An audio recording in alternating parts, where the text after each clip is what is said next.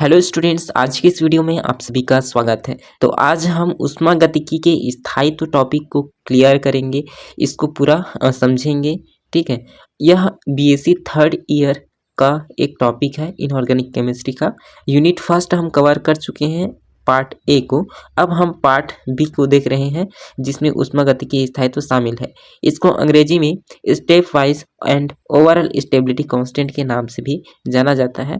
थोड़ा इंग्लिश भी आप देखा करिए क्योंकि जो अंग्रेजी है वह आपके काम आने वाला है आगे। अगर आप एमएससी करते हैं तो वहाँ पर आपसे क्वेश्चन अंग्रेजी में पूछेगा, तो आपको टॉपिक इंग्लिश में याद होना चाहिए, तभी वहाँ पर आप लिख पाएंगे। हालांकि आप हिंदी इंग्लिश मिक्स करके लिख सकते हैं या फिर हिंदी भी लिख सकते हैं, लेकिन आपको टॉपिक पता रहेगा तभी ना आप आंसर दे पाएंगे, है ना। तो आपको थोड़ा अंग्रेजी भी देखना है टॉपिक्स के लिए। ऊष्मागतिकी स्थायित्व आखिर कहा किसे जाता है, सबसे पहले इस बात को देखें। तो आप जानते हैं कि जो धातु आयन होते हैं वह लिगेंड के साथ मिलकर संकुल का निर्माण करते हैं, है ना। ये चीज़ आपको क्लियर है। तो इस प्रक्रिया में उत्सर्जित ऊष्मा संकुल के स्थायित्व का निर्धारण करता है। यानी कि जो आपका संकुल निर्माण हो रहा होता है, जब संकुल का निर्माण हो रहा होता है तब आपका एनर्जी रिलीज होता है, ठीक है, ऊष्मा के रूप में उत्सर्जित होता है। तो यह स्थायित्व का निर्धारण करता है। अब जितना अधिक ऊष्मा निकलेगा, जितना अधिक ऊष्मा उत्सर्जित होगा, वह संकुल उतना ही अधिक स्थायी होगा। ठीक है, तो जो स्थायित्व हम इसके आधार पर बता रहे हैं, इस स्थायित्व को आप ऊष्मागतिकीय स्थायित्व के नाम से जानते हैं। और यह ऊष्मागतिकीय स्थायित्व के अंतर्गत कई सारे ऊर्जाएं हैं, जैसे कि बंधन ऊर्जा है और आयनन ऊर्जा है और स्थिरता नियतांक और रेडॉक्स विभव, इनका योगदान इसमें रहता है। ठीक है, मुक्त ऊर्जा परिवर्तन पर यह ऊष्मागतिकीय स्थायित्व निर्भर करता है। अवयवों से संकुल निर्माण में जितनी अधिक मुक्त ऊर्जा उत्पन्न होगी, संकुल उतना ही अधिक स्थायी होगा। तो इतना पूरा एक पैराग्राफ में इसी चीज को बताया गया है कि जितना अधिक आपका ऊष्मा उत्सर्जित होगा उतना ही अधिक स्थायी होगा आपका संकुल। अब दूसरा पैराग्राफ में देखें तो इस प्रकार संकुल की जो ऊष्मागतिकीय स्थायित्व होता है उनकी एंथैल्पी के परिमाण पर आधारित होता है, यानी कि एंथैल्पी की मात्रा यानी कि ऊष्मा की मात्रा पर निर्भर करता है। ठीक है, यदि किसी संकुल की एंथैल्पी ऋणात्मक है, मान अधिक है, तब जो संकुल होता है अधिक स्थायी होगा। ऊष्मागतिकीय स्थायित्व मुख्य रूप से संकुलों की बंधन ऊर्जा और संकुल निर्माण को दर्शाने वाले समीकरण के लिए स्थिरता नियतांक तथा अपचयन विभव से संबंध रखता है। अब आगे देख लेते हैं, जैसे धातु तथा लिगेंड द्वारा संकुल निर्माण अनेक पदों में होता है। आप क्या कर सकते थे, या तो डायरेक्टली आप संकुल का फॉर्मेशन कर सकते हैं या फिर स्टेप वाइज अनेक पदों में उसे शो कर सकते हैं। माना कि M एक मेटल है, L एक लिगेंड है। अब दोनों संयुक्त होने पर MLN संकुल यौगिक बनाएंगे। अब विभिन्न पदों में होने वाली जो क्रियाएं हैं उनके स्थायित्व नियतांक के से शो किया गया है, वह नीचे लिखे जा सकते हैं। देखिए यहाँ पर रिएक्शन जो स्टेप वाइज रिएक्शंस हैं, यानी कि पदों में होने वाली अभिक्रियाएं हैं, उसको कैसे शो करते हैं। आपको क्या करना है, सबसे पहले एक मेटल लेना है, उसके साथ एक लिगेंड जोड़ना है, तब Ml आपको प्राप्त होगा। अब इस Ml को रिएक्टेंट के रूप में आप यहाँ पर लेंगे Ml और उसमें एक और लिगेंड जोड़ देंगे, तब Ml2 बन जाएगा। अब इस Ml2 को फिर से आप अभिकारक रिएक्टेंट के रूप में लेंगे, एक और लिगेंड जोड़ेंगे, अब आपको प्राप्त होगा Ml3। तो इस तरह से आप आगे बढ़ते जाएंगे आपके रिएक्शंस। ठीक है, अब इसके लिए कांस्टेंट के बारे में देखते हैं कि कांस्टेंट आप कैसे निकालते हैं। बहुत ही ईजी है। यहाँ अगर आपको कांस्टेंट निकालना होता है, स्थायित्व नियतांक निकालना होता है, तब आप क्या करते हैं, प्रोडक्ट अपॉन रिएक्टेंट, है ना। यहाँ पर ऊपर में रहता है प्रोडक्ट और नीचे में रहता है रिएक्टेंट। यह कंसंट्रेशन टर्म में है। ठीक है, प्रोडक्ट का कंसंट्रेशन अपॉन रिएक्टेंट का कंसंट्रेशन। तो आपका प्रोडक्ट के लिए यहाँ पर आप देखेंगे Ml है तो ऊपर में आप Ml लिख देंगे। यहाँ पर M और L आपको दिख रहा है, यह सेपरेट है ना। तो यहाँ पर इसको इनटू में लिखा जाता है, नीचे में जब आप लिखते हैं। अब जब Ml2 की बारी आती है तो ऊपर में आप Ml2 लिख दीजिए और जो रिएक्टेंट है Ml, तो ml को पहले लिखेंगे, फिर l को बाद में यहाँ पर फिर से लिख देंगे। ठीक है, इतना चीज़ें आपको समझ में आ गई। ऐसे ही इसमें भी करना है, जैसे ml3 है इसे ऊपर में लिखेंगे और जो ml2 l है इन दोनों को इनटू में करके यहाँ नीचे में लिख देंगे। ठीक है, बहुत आसान था। जैसे हमारे पास MLN संकुल बन रहा है, तो यह बनेगा कैसे? सबसे पहले तो MLN-1 यानी कि n से एक कम लिगेंड यहाँ पर प्रेजेंट है, तब आप एक और लिगेंड जोड़ते हैं तो यह एक जो आपने माइनस किया है उसका कसर पूरा हो जाता है। इस प्रकार यह पूरा MLN बन जाता है संकुल। ठीक है, अब जब कांस्टेंट आप लिखते हैं तब कैसे लिखेंगे? ऊपर में आप प्रोडक्ट को लिखेंगे और नीचे में आप दोनों रिएक्टेंट को इस तरह से लिख देंगे।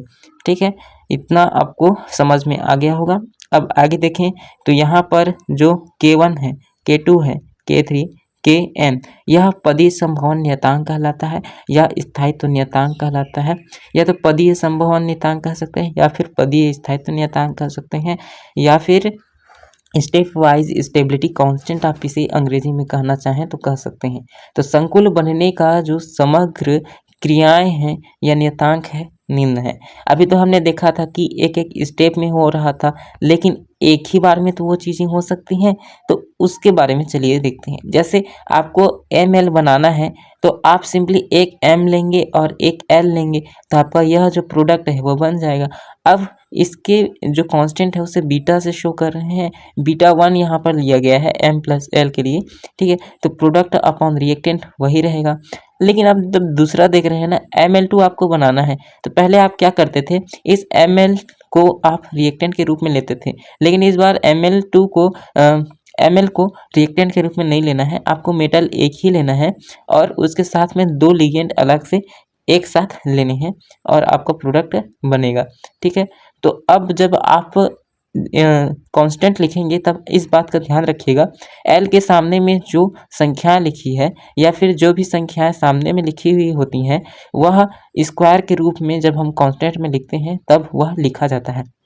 जैसे कि आप बीटा 2 के लिए देखिए, इसमें प्रोडक्ट क्या है आपका ML2, यह तो सेम रहेगा, ऊपर में एज वेल एज लिख दिया है, लेकिन जब नीचे में आता है तब M को आपने ऐसा ही लिख दिया, लेकिन L क्या है उसके सामने में 2 लगा है तो वह 2 स्क्वायर के रूप में यहाँ पर लिख देंगे।